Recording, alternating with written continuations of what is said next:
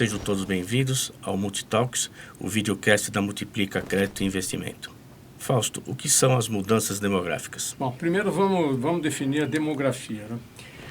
A demografia é uma análise das relações de variáveis como consumo, poupança, trabalho e lazer e o ciclo de vida das pessoas. As pessoas nascem, crescem, aprendem, trabalham, envelhecem e elas geram impactos sobre a oferta de educação, saúde, previdência e moradia. Então, tem uma relação íntima entre o comportamento das pessoas e o que acaba acontecendo na economia.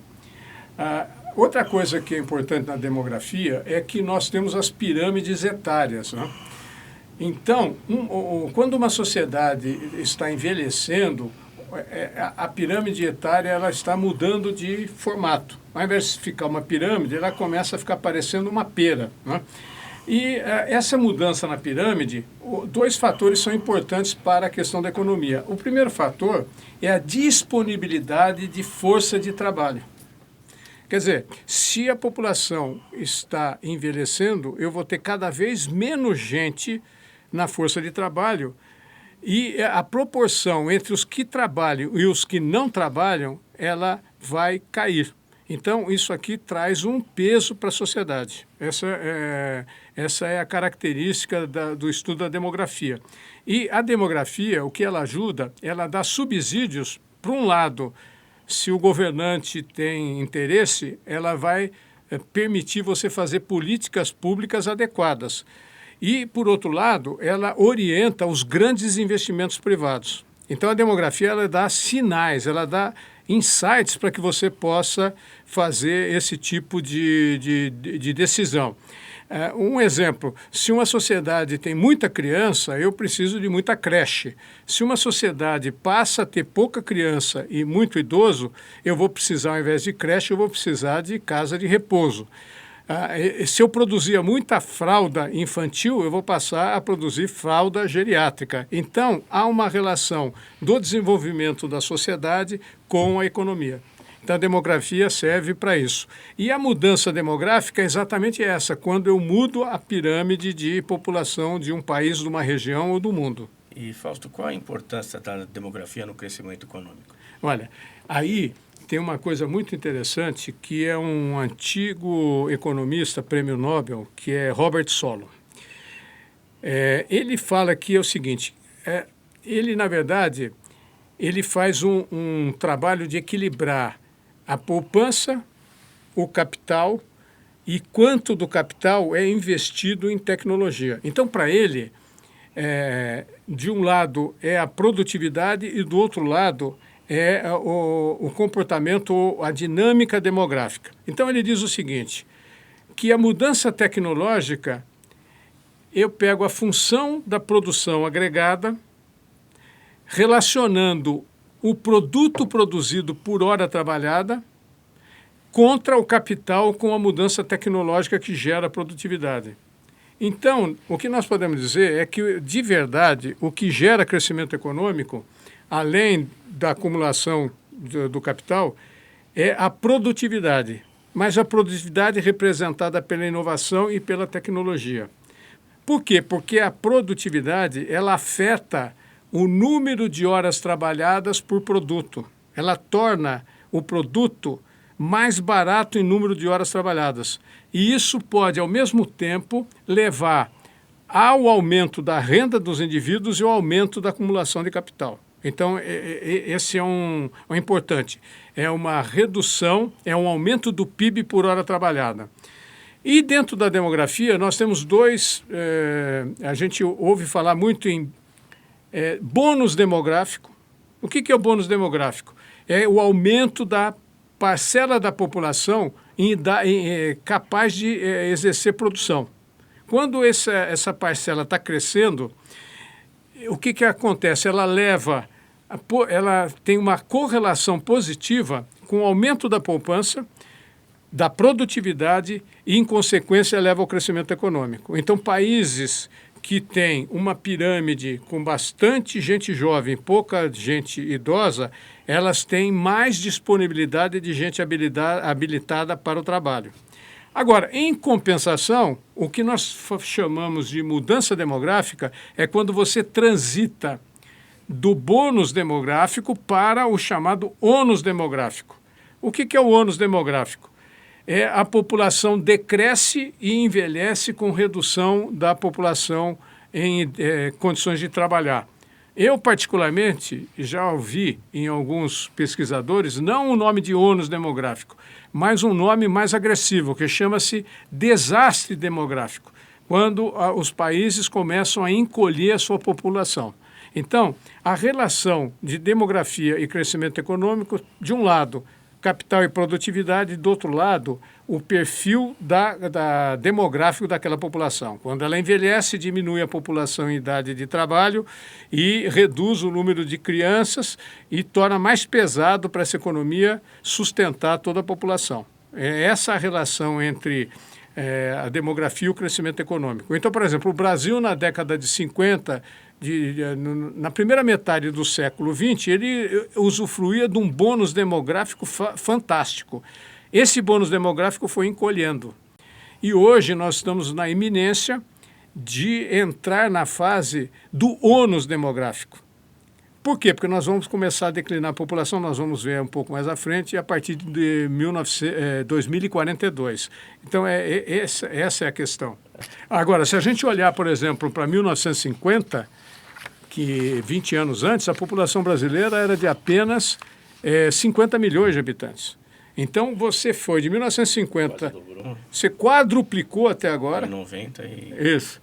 E aí, tudo que poderia ter de ganho, de bônus para o crescimento econômico estava presente. Agora, a população começou a estabilizar. E aí você começa a ter dificuldade, porque há uma ideia no governo que ele possa incentivar o crescimento econômico, mas o crescimento econômico vai ocorrer com o aumento da produtividade e com questões demográficas. Então, a gente precisa deixar bem marcado isso, né? Fausto, quais as mais recentes projeções demográficas e o que elas trazem de novidades? Bom, vamos ver qual é a dinâmica de crescimento da população, não só para frente, vamos dar uma olhadinha para trás. Então, em 1900, a população do planeta era 1,6 bilhões de pessoas, começo do século XX. Em 2000, a população tinha crescido 3,5 vezes e ela tinha pulado para 6,1 bilhões de habitantes. Se no século XXI a população tivesse mantido a taxa de crescimento, nós chegaríamos a um número absurdo em 2100 de 21,3 bilhões de habitantes. Então nós podemos ver o impacto da Revolução Industrial e do crescimento da economia teve no crescimento da população. Então, o século XX, nós simplesmente foi um crescimento extraordinário. No século XXI, quais são as projeções? Aqui eu preciso fazer uma parte, porque você tinha me deu um alerta, inclusive, de um dado de uma universidade de saúde pública americana que dizia que a população do mundo em 2100 seria de 8,8 milhões, né? Lá no final do século atual. Só que para que a gente tenha uma uniformidade, a gente está usando o dado aqui para fazer essas projeções, nós estamos o dado do Departamento de Assuntos Econômicos e Sociais da ONU, que ele tem um instrumento de pesquisa demográfica, nós vamos usar esse dado para a gente fazer essa projeção, né? Mas isso não significa que o dado que seja uma previsão mais pessimista ou mais otimista sobre a população não esteja correto, porque você usa diferentes cenários e modelagens, né? O de saúde pública, talvez ele esteja se relacionando com fatores que o da ONU não está. Mas nós chegamos agora, em 2024, a 8,2 bilhões de habitantes aqui no mundo, né? No relatório da ONU de julho, ele diz o seguinte, que em meados de 2080, a população do mundo vai atingir o ápice, com 10,3 bilhões de habitantes. E a partir de 2080, a população global decresce suavemente. Então, nós teríamos lá no final de 2100, nós teríamos 10,2 bilhões de pessoas. Mas veja, há 10 anos atrás a ONU tinha feito essa previsão e essa atual é 6% menor do que a de 10 anos atrás. Ou seja, a redução foi de quase 700 milhões de habitantes a menos nessa última projeção. E muito provavelmente, nas próximas projeções que ela vier a fazer, que ela vai continuar fazendo, esses números podem decrescer, diminuir. Então, agora, existe uma série de fatores que levam à redução demográfica, mas eu vou chamar um que eu acho bastante significativo, que é o seguinte. São vários fatores, mas um é o nível de fertilidade baixa. Por que o nível baixo de fertilidade é um problema? Porque em vários lugares do mundo esse índice está abaixo do esperado. E o que chama mais atenção de todos os países não é a Itália e o Japão, que já vem perdendo população há algum tempo, mas é particularmente a China. Então a China tem uma previsão de retração, né, de população, que cada ano que sai a previsão é uma população ainda menor no futuro. Então nós já estamos falando de alguma coisa na China, terminando, hoje tem 1 bilhão e 400, terminando o século XXI com um pouco mais de 600 milhões. Então é perda de quase 50% da população. Agora, você pode imaginar qual é o impacto de uma perda dessa na economia, não só da China, mas no resto do mundo. Então é importante a gente ter isso em mente. E tem outra coisa, o declínio populacional é uma barreira ao crescimento econômico. Aqui eu preciso fazer uma parte. Há um grupo de pesquisadores economistas que eles têm uma esperança de que a tecnologia, a inteligência artificial, o robô, todo esse conjunto de parafernália que nós estamos desenvolvendo, que ele seja capaz de suprir uma população economicamente ativa menor em cada um dos países. Mas isso, por enquanto, é só uma esperança, ainda não é uma certeza que isso vai acontecer. E como a gente viu do Robert Solow, países em que a carga sobre a população economicamente ativa está crescendo, eles têm menos condição de fazer crescimento econômico. E não adianta você emitir dinheiro, incentivar fiscal, você pode fazer o que quiser. O capital vai migrar aonde há possibilidade dele ter condições de extrair lucros marginais superiores. Ele não vai colocar dinheiro onde a população está declinando. Então, para os próximos 50, 60 anos, nós vamos ver uma movimentação dos capitais bastante significativa, né? E outra coisa, a mudança demográfica tem um outro fator importante. Ela ocorre diferentemente em cada país, região, cultura, nível de desenvolvimento, entre outros fatores. Por exemplo, a sociedade abastada ocidental, os países da Europa, o Canadá, que apesar que o Canadá recebe muita imigração, mas os países ricos, o Japão, o que aconteceu nos últimos 30 anos é que as suas populações entraram em declínio já.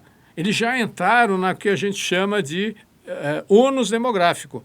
Eu fiz um levantamento, por exemplo, no Japão, a população acima de 60 anos atingiu, em 2023, 36% da população. E aí o que aconteceu com o crescimento do PIB real do Japão nesse período? Caiu 42%. O PIB real, em poder de compra de hoje, ele caiu 42%. A Itália também começou em 2015 o declínio, o número de idosos acima de 60 anos, 31,6% da população. E a Itália perdeu 34% do PIB. Outros exemplos, a Espanha também tem um número alto de idosos e perdeu 31% do PIB desde 2008. A Federação Russa perdeu 21% do PIB. E na Índia, que teve um crescimento, a população cresceu barbaramente, e ela só vai ter declínio populacional a partir de 2065, o PIB da Índia cresceu 110%. Então, quando você olha isso, para onde você acha, né, instintivamente, que esse capital migrante do mundo, para onde ele está correndo, né? Ele está correndo para a China, correu durante os últimos 30 anos para a China, correu para Vietnã, para a Coreia do Sul, correu para os países onde eu ainda tinha bônus demográfico e eu tinha capacidade de população economicamente ativa crescente. Agora, quando isso começa a murchar nesses lugares, o recurso vai para onde a população vai ter população e vai ter bônus demográfico, que eu vou gastar pouco com previdência e vou ter bastante possibilidade de gente trabalhando. A tecnologia pode ajudar, mas eu não sei se ela vai resolver todos os problemas, isso é uma dúvida. Tá? Agora, essa é uma esperança, que o avanço tecnológico neutralize o ônus demográfico, mas por enquanto é só uma esperança. E, Fausto, como será a distribuição da população no mundo em 2100? Esse dado é o dado da ONU. Então, a gente pegou e separou os continentes. Então, eu peguei a Ásia, que é o que tem mais população, a África, a Europa, a América do Norte, a América do Sul, Central e Oceania. Hoje, a Ásia tem 58,4% da população e a África tem 18,2% da população. Em 2100, a Ásia vai perder 5 pontos percentuais. Ela vai ter ela vai perder mais, ela vai ter 44,8% da população. E a África vai ter 37,6% da população. Ela vai dobrar a participação numa população de 10,2 bilhões, que é muito maior que a de 2024. A América do Norte, ela vai sair de 6,2% para 5,4%. A América do Sul vai sair de 5,4% para 4,1%. Então, a América do Norte, a América do Sul e a América Central vão ter declínio da participação da população. Agora, o importante, né, é que se a gente pegar 2100 sobre 2024, o que nós temos o seguinte, a Ásia vai perder 5% da população e a África vai crescer 157%. Ela vai mais do que dobrar em relação a esse ano de 2024. Agora, o mais interessante, a Ásia, ela teve um crescimento real de PIB de 2008 até 2023 de 53%. Em compensação, a Europa perdeu 19%. E a América do Norte, puxada por México, Canadá e Estados Unidos, cresceu 25%. Então, ele teve crescimento econômico desde 2008, rasteiramente. Foi na América do Norte e foi na Ásia. Agora, como vai ser isso até 2100, esses números vão mudar drasticamente. Outra coisa interessante é o seguinte, se eu pegar os 10 países mais populosos hoje é Índia, China, Estados Unidos, os 5 maiores. Índia, China, Estados Unidos, Indonésia e Paquistão. Aí vem Nigéria, Brasil, Bangladesh, Federação Russa e Etiópia. Hoje é isso. Essa população aqui, ela soma 56% da população do planeta. E em 2100, os países que serão os maiores, a Índia, 1,5 bilhão. A China, 633 milhões. O Paquistão, 511. A Nigéria, 447. O Congo, 431. E os Estados Unidos, que era o terceiro, ele cai com 421. Etiópia, 367. Indonésia, 296. Tanzânia, 263. E Bangladesh, 209. E o Brasil cai da lista do 10 porque vai ter uma população de 163 milhões de habitantes, uma queda de 23,1%. Então, é isso que os dados demográficos estão mostrando de mudança que ocorre no mundo. Fausto, como a mudança ocorrerá no Brasil e se essa mudança ela vai ser de forma uniforme? Aí eu só vou usar o dado da ONU para 2100, em que diz que a população brasileira será de 163 milhões. O resto eu vou usar porque nós temos um instituto aqui, que é o IBGE, que é responsável por esse tipo de informação. Então, nós vamos dar os dados do IBGE. A nossa população, ela vai atingir um pico. Hoje, a população, depois de uma revisão feita pelo IBGE no PNAD desse ano, vamos dizer que nossa população, vamos aceitar que nossa população hoje é 212 milhões. Em 2041, a população vai atingir o pico no Brasil. Quanto? 220 milhões. Então, o crescimento da população de 2024 até 2041 vai ser baixíssimo, porque nós vamos crescer aproximadamente 10 milhões de habitantes em quase 20 anos. Bom, agora por que e começa a declinar? Em 2070, a população brasileira será de 199 milhões. Então, vai acontecer isso. Mas pior do que isso é que está acontecendo um movimento migratório significativo dentro do próprio país. E isso a gente vai ver um pouquinho à frente. Agora, qual é o motivo da nossa população em idade produtiva estar reduzindo? E isso é um fator importante. A nossa economia não cresce, se você pegar somando ano, por vários motivos, ela não cresce há quase 15 anos.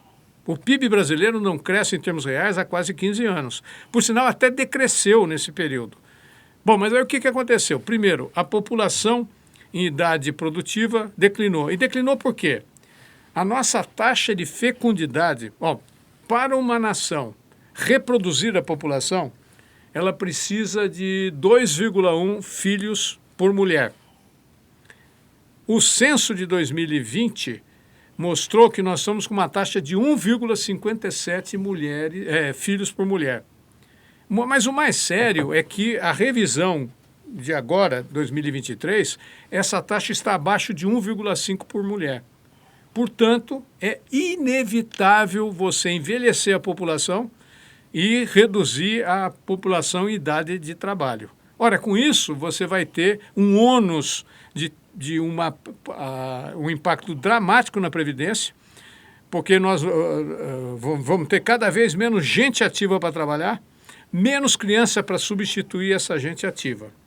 Por exemplo, nesse período, até 2070, a queda de nascimento por ano será de 58%, o número de nascimentos.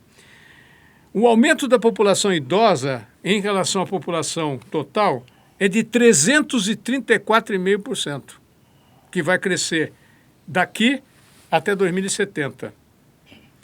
Agora, eu teria alguma coisa para sustentar uma população maior, que eu tenho uma redução de 79% na taxa de mortalidade infantil, porque a economia avançou. A parte social avançou, a economia avançou. Só que isso não é suficiente para reverter o quadro. Então, esse aqui é essa mudança que nós vamos presenciar aqui no Brasil. E mais, ela não é uniforme. Ela não é uniforme porque o que já está acontecendo é que houve um acréscimo primeiro um acréscimo de migração interna. Então, várias pessoas saíram de onde estão para ir para outros lugares. Para que lugares? Onde está a agricultura, onde está o agronegócio. Por exemplo, eu só trouxe um dado aqui para fazer essa comparação. Campinas, aqui perto de São Paulo, cresceu, entre 2010 e 2022, Campinas cresceu a população em 5%, 5,4%. Goiânia cresceu 10,4%.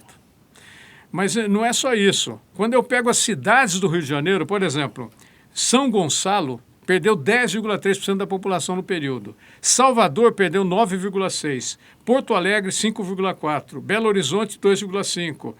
E São Paulo ganhou só 1,8% de população. Então, já está ocorrendo movimento de imigração significativo entre as cidades. Agora, além disso, a taxa, o decréscimo da população, abstraindo a parte da migração, o decréscimo também vai ocorrer de forma, não é uniforme no Brasil. Por exemplo, eu trouxe aqui alguns dados.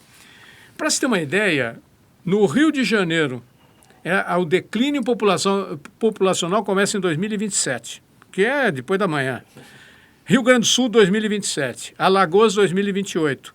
Então, são 4, além desses, tem mais um estado que é antes de 2030. Em compensação, na Bahia, em 2035, começa a perder. Não é 2042, 2035. Em São Paulo, em 2037.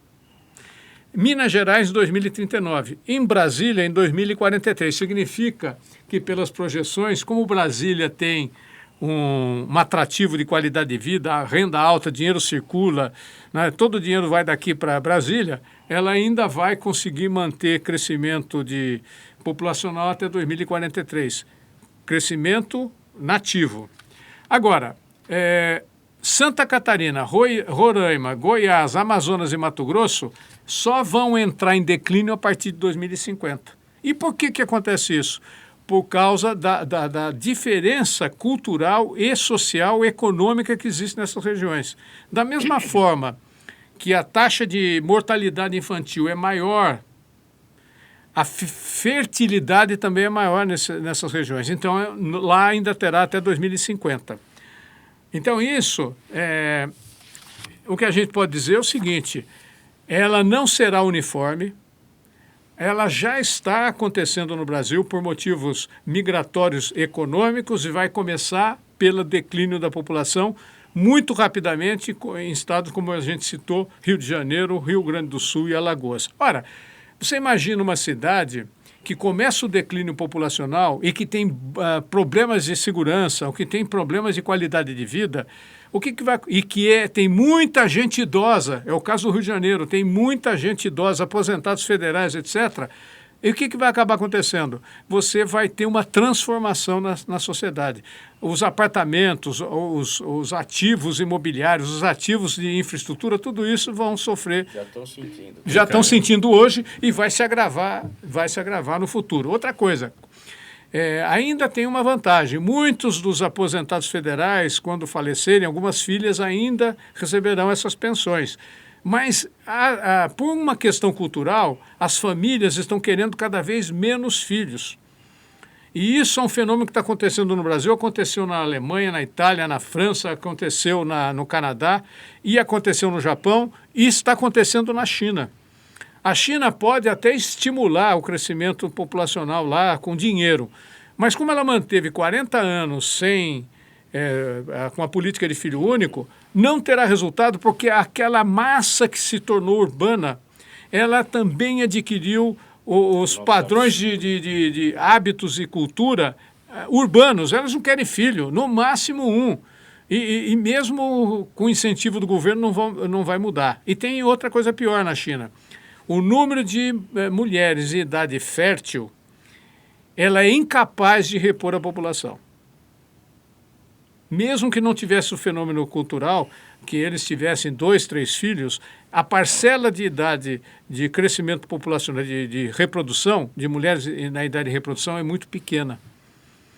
Então, a China, inevitavelmente, vai chegar nos 650, 633, 650 no final do século. É um drama. É por isso que eu chamo não de ônus demográfico, eu chamo de desastre demográfico, porque tudo que você construiu, você tem 70 milhões de unidades habitacionais que você vai alugar para quem? Para passarinho? Não vai. Então, você vai ter que transformar. Transformar no quê? Então, hoje, hoje não existe um Herman Kahn. Lembra do Herman Kahn, o profeta do futuro da década de 70? Hoje não tem um Herman Kahn. É impossível você desenhar como essas localidades vão ser com perda populacional. Agora, São Paulo, que vai ter um ritmo muito baixo de crescimento, a cidade de São Paulo, você já tem, segundo o IBGE, 500 mil unidades habitacionais na cidade de São Paulo que estão fechadas. Então, nós precisamos refletir, é mais complexo o problema, a gente precisa refletir sobre isso.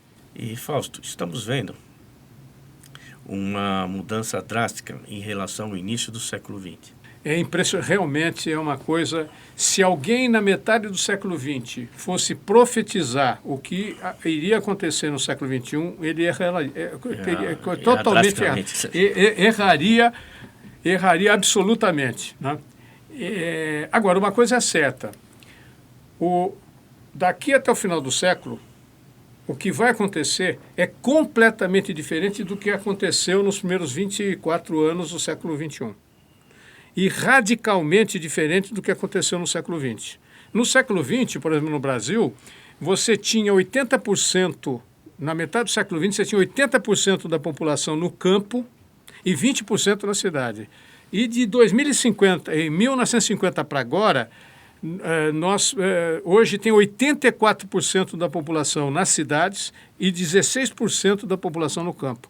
Foi a mudança demográfica rural campo mais drástica da história da humanidade. A França, para atingir os 20% no campo, ela levou quase 5 gerações. E nós fizemos isso em praticamente 2 gerações. Então foi uma mudança dramática. Do Brasil de hoje é outro Brasil de 1950. Né? Agora, a demanda global por insumos, produtos e serviços, considerando que a gente não tenha mais ganho de consumo nenhum no mundo, que ninguém ganhe, que a África continue ficando sem acesso a nada, que todo mundo fique estagnado. Como a população vai crescer 25%, o que vai acontecer é que, no mínimo, nos próximos 60 anos, o consumo de tudo que tem na Terra vai crescer 25%.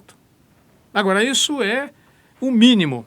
Agora, se eu considerar que regiões de baixo acesso a bens e serviços, como a África, certas regiões brasileiras, algumas regiões na Ásia, etc., etc., verá a sua população ainda crescer. No caso da África, em 2054, ela vai ter 2,6 bilhões, vai crescer 1,2 bilhões de habitantes na África. E até 2100, 3,9 bilhões de habitantes. Cara, não é impossível que esse aumento de população, que vai atrair capital para aquela região, não vá aumentar o nível de consumo na África. E se aumentar qualquer coisinha de aumento de consumo na África, a demanda global de bens, serviços, produtos, proteína, bababá, vai crescer muito mais do que 25%. Então, isso é uma sinalização que para os próximos décadas ainda haverá crescimento de demanda, apesar do ritmo de crescimento da população declinar. E pessoas que não tinham acesso a bens, conforme o capital fluir, elas vão ter acesso a bem. Eu lembro de um episódio muito interessante. No governo do Fernando Henrique Cardoso, tinha um ministro, um engenheiro Sérgio, como era o nome dele? Sérgio Mota. Sérgio Mota. Era ministro das Comunicações. Aí ele notificou, nós vamos fazer um leilão e vamos vender banda de telefonia e de internet. Nós vamos vender. Aí o povo falava assim, pô, aqui o Brasil tem dinheiro para comprar celular, pagar conta de celular, isso não vai funcionar, isso não tem como funcionar. Bom, aí ele fez o leilão, arrecadou um monte de dinheiro para o Estado, e o que aconteceu? Hoje nós temos uma população de 212 milhões e nós temos 300 milhões de telefone celular. Então, as transformações que vêm pela frente, por mais que a gente tenha condição de dados, números, recorrer a certos pesquisadores, é bem difícil dizer como vai ser o mundo daqui a 10 anos. É muito complicado. Agora, uma coisa é certa, vai continuar aumentando a demanda. Agora, vai diminuir, por exemplo, vai diminuir a demanda de carvão, vai aumentar a demanda de gás, vai aumentar a produção de energia através de painel solar, eólica. Né? Agora, as regiões mais ricas, isso já vem acontecendo, por exemplo, a Europa e os Estados Unidos, elas têm um aumento de produtividade muito grande e eficiência energética, por exemplo. Então, o que acontece? Nos últimos 25 anos, o consumo de energia per capita desse país está em declínio, apesar de todo o acesso a equipamentos elétricos e eletrônicos. Cada geração de um equipamento elétrico ele consome menos. Então, também tem mecanismos de poupar os recursos. Mas, de uma maneira geral, vai crescer 25%. Agora, é um mundo que nós vamos ter que demandar muito estudo e reflexão. Né? Agora, por exemplo, aqui no Brasil, né? O impacto da redução da população sobre a Previdência, ele será progressivo e cada vez mais pesado. Então, nós vamos ter que ter reforma da Previdência, mais reformas, várias reformas da Previdência. Né? E outra, a redução da população em idade de trabalho que está ocorrendo no Brasil ele será um entrave grave ao crescente crescimento econômico nos próximos anos. Por quê? Por exemplo, na área de tecnologia da informação estão faltando 70 mil profissionais por ano. E não dá conta de criar. Se você vai fazer uma obra no seu apartamento, veja a dificuldade que é para você ter um cara que cumpra um cronograma e faça o serviço. O cara abre 10 frentes porque ele tem clientela, está faltando pedreiro qualificado, marceneiro. Agora, daqui 10 anos, vai faltar muito mais dessas coisas. Por quê? Porque muitos vão se aposentar. O marceneiro lá de casa faleceu. Aí o filho dele substituiu. Passou 10 anos, o filho dele faleceu, não tem um marceneiro.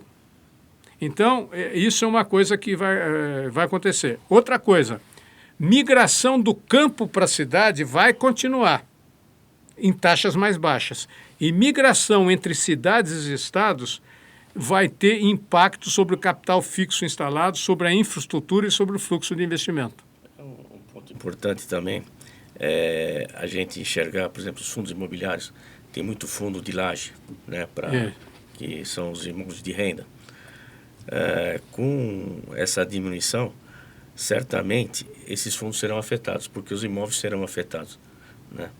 E até um mês atrás saiu um negócio em Nova York, na 27, onde ficava Sports Illustrated, um prédio que foi arrematado por 332 milhões de dólares em 2006, foi vendido por 8 milhões e meio de dólares agora.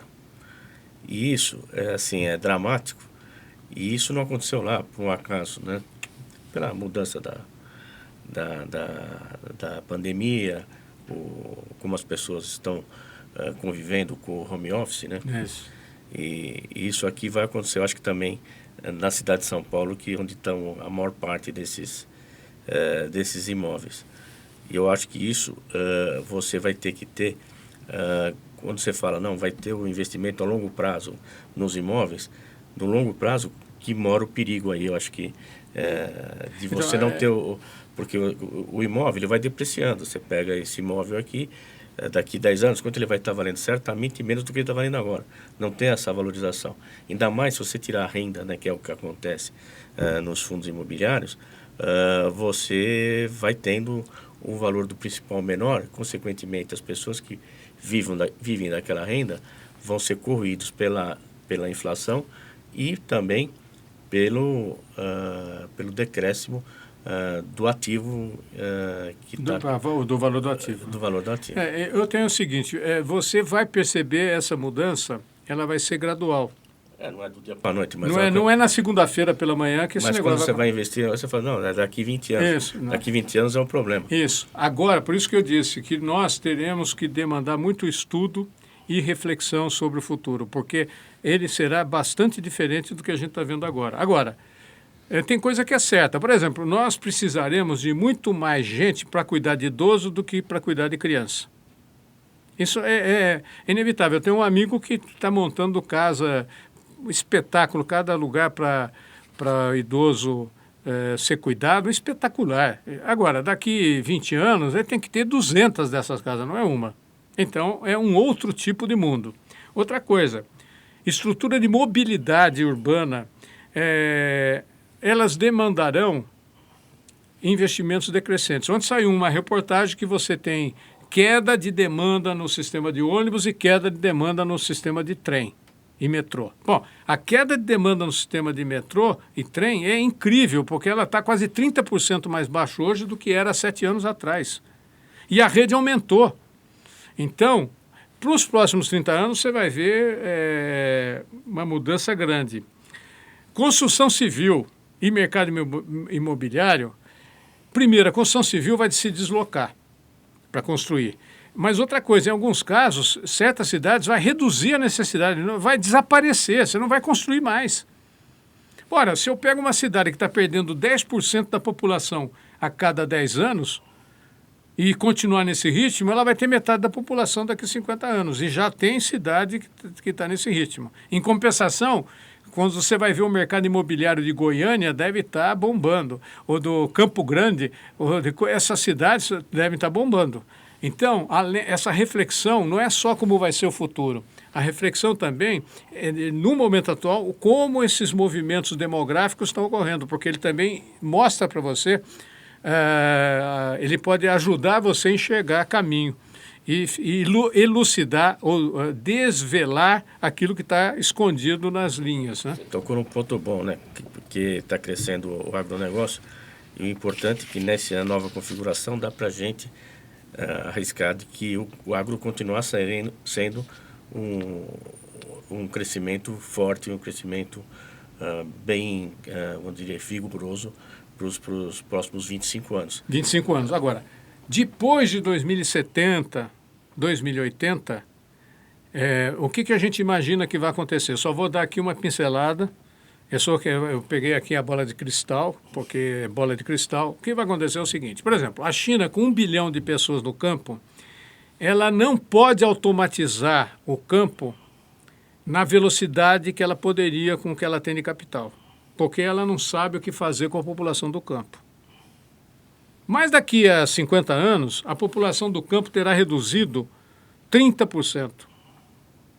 Então, perdeu 300 milhões. Ora, aí eu posso aumentar o uso de tecnologia na produção. E eu vou ter menos gente para alimentar. Então, essa é uma questão que precisa ser pensada para o futuro do agro brasileiro. Não é nos próximos 25 anos, mas nos próximos 50, 60 anos tem que ser pensado. Porque se você vai dizer, República do Congo, Nigéria, Tanzânia, são países que não terão poder aquisitivo que nem a China tem hoje. Isso. Certamente o poder de compra será mais baixo. Isso. Agora, se tiver qualquer ganho de poder de compra nesses países, aí o negócio é uma beleza. Essa é a festa do caqui. Então, é bastante complexo esse jogo, né? Agora, uma coisa é certa, as demandas materiais de hoje, elas serão completamente diferentes daqui 50 anos. Agora, algumas serão totalmente diferentes e outras são ligeiramente diferentes, mas elas são bem diferentes do que são hoje. Isso a gente não pode esquecer. E para finalizar, vamos fazer aqui algumas provocações. Qual o melhor investimento de longo prazo dentro desse cenário, Fausto? Olha, aqui eu vou ser abstrato, né? Porque eu não... Você que é o craque dos investimentos, né? Você que tem que se virar com isso, não é problema meu. Mas, do ponto de vista estrutural, qual foi o melhor investimento da história da humanidade, o tempo todo na história da humanidade? Conhecimento e inovação. Conhecimento e inovação construiu pirâmide. Conhecimento e inovação criou o Estado romano, estradas. Conhecimento e inovação fizeram com que a Revolução Industrial na França e Inglaterra, que elas tivessem domínio sobre o mundo, ultrapassando o Império Turco-Otomano. As inovações financeiras de Amsterdã e Roterdã criaram o sistema capitalista. As inovações que vieram no século XX, Thomas Edison com eletricidade, depois o Ford com o carro, o Benz com o carro, os aviões. Então, qual é o melhor e mais seguro investimento do futuro? Tem a ver com inovação e tecnologia. Mas para quê? Para alavancar a produtividade. Isso é que gera riqueza. Então, no longo prazo, num nível mais esotérico, o que é o investimento? São esses dois setores. Você sabe disso. Quais são as ações mais valorizadas da Bolsa Americana hoje? NVIDIA, Apple, Microsoft, Amazon. O que elas fazem? Elas estão fazendo tentando levar o limite da utilização da tecnologia a novos patamares. Então, eu acho, isso é uma opinião esotérica, mas é essa. A história da humanidade é baseada em inovação, desenvolvimento, conhecimento e inovação aplicada para garantir. Por exemplo, as guerras, toda a guerra é movida pelo quê? Pela inovação. Então, o mundo do futuro continuará sendo movido por inovação. De um amigo meu, Walter Pirattiani, que é o Império da Inovação, que exatamente ele é um romano, né? E escreveu o livro sobre o Império da Inovação no Império Romano, né? E que é muito bacana, que mostra que tem algumas coisas que são usadas até hoje, né? Não, pra você ter uma ideia, você olha os aquedutos romanos, você fica de boca aberta, os caras tinham uma precisão absurda. E aquilo permitiu que Roma tivesse aquela população. Então, o investimento futuro é isso, né? Então, qual a outra provocação? O que será dos imóveis, a gente falou um pouco, mas o que será dos imóveis de renda? Aqui tem duas possibilidades. Nos Estados Unidos, os dois maiores donos do planeta, que é Vanguard e BlackRock, eles têm uma divisão e eles estão comprando todos os imóveis residenciais que eles podem. O planejamento deles é que eles sejam donos de todos os de 70% de todos os imóveis residenciais dos Estados Unidos até o final dessa década. Mas aí o que eu vou fazer? O que eu estou transformando? Eu estou transformando o aluguel imobiliário, estou transformando num empreendimento capitalista. Empreendimento capitalista, não é mais eu preciso de poupar, vou comprar 2 imóveis para alugar, 3 imóveis para alugar. Eu vou comprar todos os imóveis. Então eles estão fazendo isso. Então muda essa questão da propriedade. E outra, com todos os imóveis alugados, eles vão poder lançar fundos em cima desses. Eles vão eles vão tornar o capitalismo financeiro. Isso já aconteceu na Alemanha. Eu depois vou buscar o nome da cidade. Tem uma cidade alemã que tinha 60 mil unidades habitacionais que pertenciam à prefeitura. Ela fez a licitação, um cara comprou tudo, tem lá uns compromissos para manter a cidade. Eu não consigo imaginar que... aí tem duas hipóteses. O sistema capitalista vai desaparecer e o socialismo vai triunfar, e a outra hipótese é que o sistema capitalista vai continuar aprofundando o capitalismo. No sistema aprofundado do capitalismo, não tem sentido que não seja de uma corporação capitalista o imóvel para aluguel. E mesmo com a mobilidade das pessoas, elas saem daqui, entram no Airbnb ali. Então, isso é um lado que você pode imaginar. Se isso se manifestar como uma tendência, muito provavelmente, a construção civil será atrelada, a construção civil imobiliária estará atrelada a esses grandes fundos. Ela vai ser contratada para construir para esses grandes fundos. No caso dos Estados Unidos, faz todo sentido, porque é o único país ocidental que ainda vai crescer a população até 2100. Nos outros, vai chegar uma hora que não vai mais construir, mas você vai ter todas as propriedades sendo alugadas para temporada, né? Aí falece um idoso numa casa, a casa reformada vira turística para a gente ir para os países, museus, né? Os países mais bonitos, etc, etc. Tá? E por último, para a gente também aqui fechar as nossas curiosidades, né? Qual o impacto que a gente vai ter no agro com essa mudança? Voltando um pouco ao que a gente comentou, né? O agro, aí eu vou usar uma projeção da FAO. Vamos fazer uma projeção para os próximos 10 anos, para não ir muito longe. O que a FAO diz é que até o final dessa década, hoje China, Estados Unidos, Índia e Brasil são os 4 maiores produtores de alimentos do mundo. Há uma dúvida se o Brasil já ultrapassou a Índia na safra de 2023. Mas a FAO está dizendo que o Brasil será o maior produtor de alimento do planeta até o final dessa década.